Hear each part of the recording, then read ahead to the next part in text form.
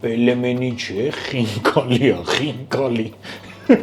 Լստը չապն այ։ Միջուկի համար վերցնում ենք կատնաշոռային պանիր ու խեցգետնի փայտիկներ։ Խեցգետնի փայտիկները ընտրելուց ընտրեք այսպես թելերովը։ Վրան ավելացնում ենք կարմիր բիբար ու սև բիբար, խմորի համար վերցնում ենք մի բաժակ ալյուր ու մաղում ենք։